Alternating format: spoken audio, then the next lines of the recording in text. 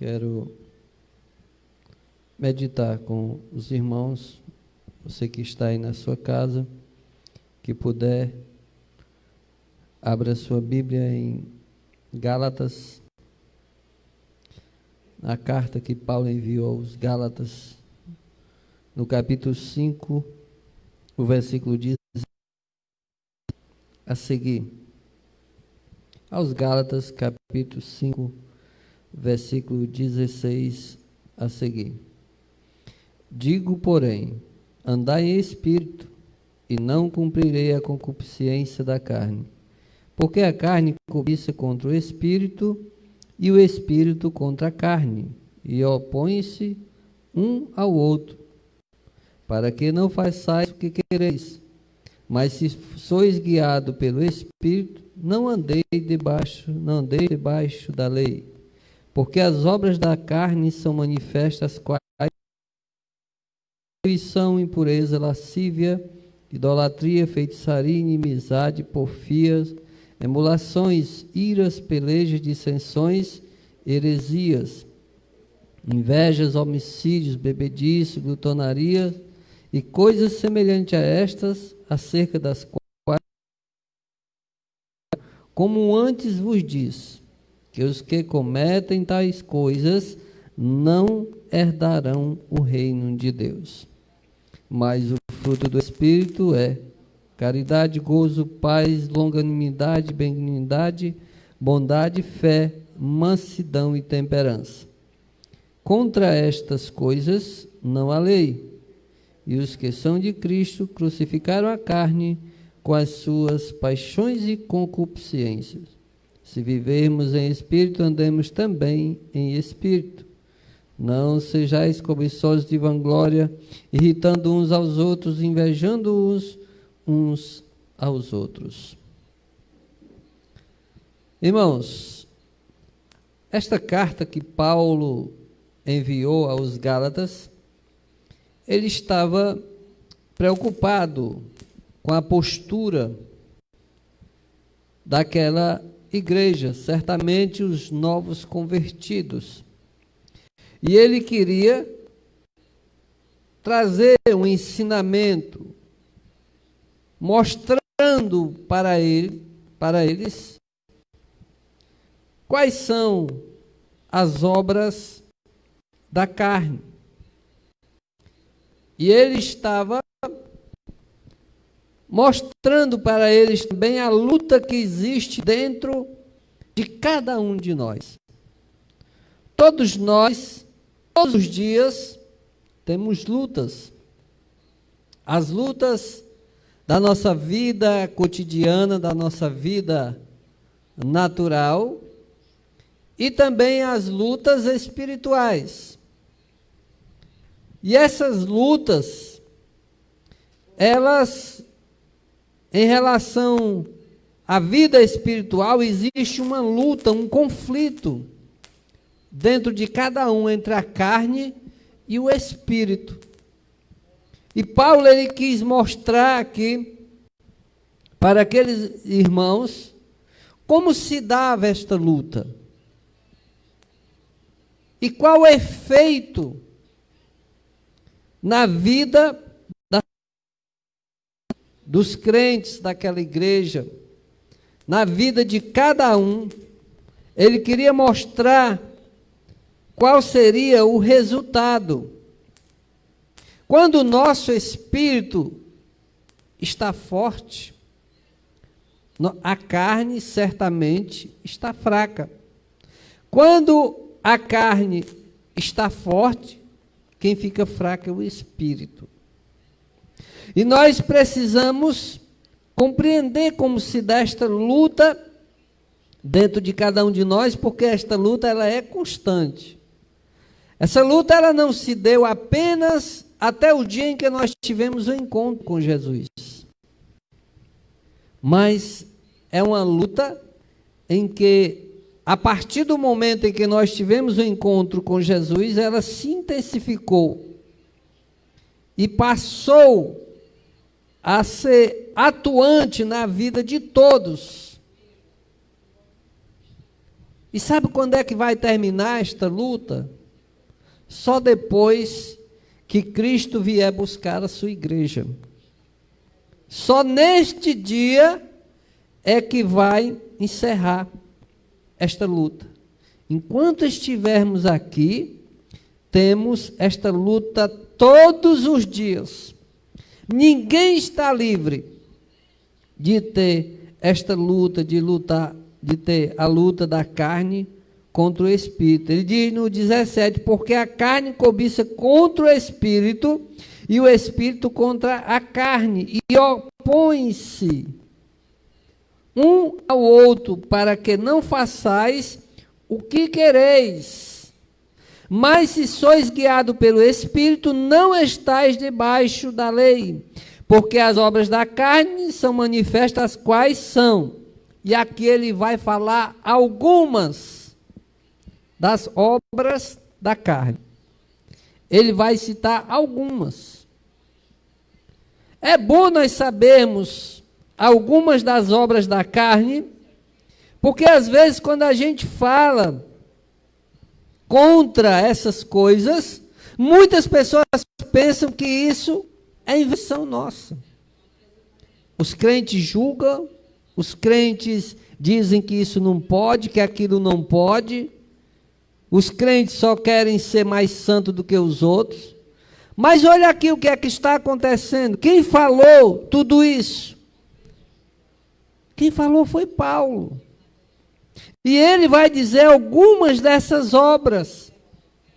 Não tem como falar explicadamente sobre cada uma, mas eu vou aqui falar algumas. Primeiro, a prostituição. A prostituição, ela é dividida. Não é apenas prostituição do corpo. Quando a Bíblia fala em prostituição, ela pode estar falando em relação à prostituição da carne e à prostituição do espírito. É duas prostituição. E aqui ele está falando que os que praticam a prostituição, a impureza e a lascívia. O que é impureza e lascívia? É o pecado da imoralidade, que está presente na vida de muitas pessoas. O pecado da imoralidade. A imoralidade, ela tomou conta do mundo inteiro. As pessoas estão entregues à depravação, à imoralidade, à lascívia. E ele está falando que a lascívia, a impureza, quem pratica essas coisas está praticando as obras da carne. A idolatria. A idolatria não se restringe apenas à imagem de escultura. Mas a idolatria, ela é muito mais além do que isso. A adoração à imagem de escultura. Porque a idolatria, tudo que toma o lugar de Deus na nossa vida, isso é denominado idolatria. Tudo que nós adoramos no lugar do nosso Deus, isso é idolatria. A feitiçaria. Alguns às vezes pensam que feitiçaria é apenas o ato de fazer despacho nas encruzilhadas. Mas vai muito mais além disso. Pessoas que invocam aqueles que morreram, isso é uma prática da feitiçaria. Inimizades, porfias, emulações, ira, peleja, dissensões, tudo isso. E também heresias. O que é heresia? Heresia são ensinamentos ao contrário do que a palavra de Deus ensina. Heresias são ensinamentos que não têm fundamento na palavra de Deus. invejas. A inveja não pode estar presente que almejam e morar no céu. Homicídio. Todos sabem o que é homicídio. Bebedice. Às vezes, quando nós falamos de bebedice, alguém acha que isso é exagero, ou que foi invenções dos crentes, mas não é. Está aqui, nas obras da carne, a bebedice, glutonarias, coisas semelhantes a estas, acerca das quais vos declaro, como já antes vos disse, ou seja, não é a primeira vez que Paulo está ensinando a respeito dessas coisas para aquela igreja, mas ele já tinha ensinado antes. Aí ele diz que os que cometem tais coisas não herdarão o reino de Deus. Paulo falar naquela época que quem pratica essas coisas não herdarão o reino de Deus é uma coisa, ele falar naquela época. Agora você imagine alguém hoje falar todas essas coisas e dizer assim: quem pratica essas coisas não herdarão o reino de Deus. Muitos vão ficar chateados, zangados, dizer que isso é um pré-julgamento, dizer que não pode, porque está liberado sim, porque Deus evoluiu também, e agora o pecado, Deus liberou uma parte de coisas, pecado, e agora já pode, porque quem decide o que pode e o que não pode é a lei dos homens. Só que não funciona assim. Aqui, Paulo estava ensinando acerca destas coisas, e ele disse: eu já falei antes, e quem pratica essas coisas não herdarão o reino de Deus. São palavras duras.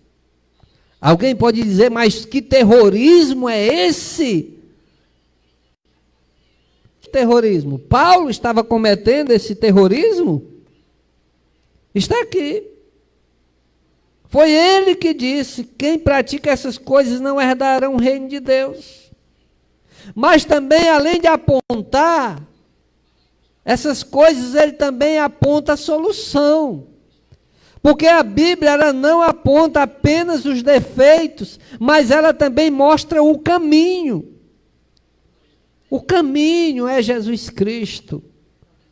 O caminho que leva ao céu. Olha aqui, o caminho aqui, olha. Mas o fruto do Espírito é, ou seja, ao contrário das obras da carne, aquele que tem o Espírito, ele produz caridade, gozo, paz, longanimidade, benignidade, bondade, fé, mansidão e temperança. É este o conflito que há. E aquele que vence a carne, ele passa a produzir os frutos do Espírito. É uma briga interior. É uma briga que ninguém pode lutar por você. É uma luta particular, individual, entre nós e nós mesmos. Qual é o maior inimigo seu? Qual é o meu maior inimigo? Eu acredito que para muitos, quando você faz essa pergunta, alguém pode dizer assim: meu maior inimigo é o diabo. Errou. Não é. Outros podem dizer: meu maior inimigo é o mundo. Errado também não. Esses aí são inimigos terríveis. Mas você sabe qual é o maior inimigo do ser humano? Seja ele crente ou não crente, qual é o seu maior inimigo? É você mesmo. Nosso maior inimigo somos nós mesmos. Nosso maior inimigo é a carne. Porque ela cobiça, ela quer produzir essas coisas aqui. E o Espírito quer produzir esses frutos. A carne quer ter essas obras, mas o Espírito quer produzir esses frutos. E esta é briga interna. Por isso que nós somos a nossa luta mais difícil. Quando nós conseguimos vencer a nós mesmos, nós conseguimos vencer o mundo e conseguimos vencer o inimigo. Se não conseguirmos vencer a nós mesmos, automaticamente já estaremos derrotados pelo mundo e pelo inimigo. É esta a nossa luta diária. É esta a nossa luta que todos os dias nós temos que lutar. E quando é que vai terminar? Só no dia em que nós morremos. No dia em que Cristo vier buscar a sua igreja. Aí essa luta vai encerrar. Mas até lá nós temos que lutar. Mas quem tem o Espírito sempre vai vencer esta luta. Quem alimenta o Espírito vai vencer todas essas coisas. Mas quem alimenta a carne não terá forças nenhuma para deixar o Espírito operar na sua vida. No capítulo 6, o versículo 7 e 8, ele diz assim: não erreis, Deus não se deixa escarnecer o homem semear, e isso também, porque o que semeia na sua carne, da carne ceifará corrupção, mas o que semeia do Espírito ceifará a vida eterna. E aqui Paulo está falando do livre-arbítrio. É liberdade. Só que vai ter a consequência das nossas escolhas. Todos esses frutos, todas essas obras da carne aqui, é uma escolha nossa, é uma escolha sua, é uma escolha minha. Nós podemos escolher fazer ou não fazer. Mas se nós escolhermos praticar essas obras, nós vamos colher, o efeito virá, a consequência da nossa escolha, do que nós semeamos, nós iremos colher. Isso se chama livre-arbítrio, o direito de escolher o que vamos fazer da nossa vida. Mas o que nós vamos colher, aí se chama justiça. É a justiça de Deus. Ele é justo. E aqui ele está dizendo que quem semeia na carne, aqui ó, porque tudo que o homem semeia, isso também ceifará. É a lei da semeadura, é o livre-arbítrio, são as nossas escolhas. Porque o que semeia porque o que semeia na sua carne, na carne ceifará a corrupção, mas o que semeia no Espírito ceifará a vida eterna. Para herdarmos a vida eterna, vai depender do que nós plantamos, do que nós semeamos. E Jesus está te chamando nesta noite para semear no Espírito. Ele quer ter um encontro com você. Ele está te chamando para semear no Espírito, para colher a vida eterna. Todas essas coisas, esses prazeres que o mundo, que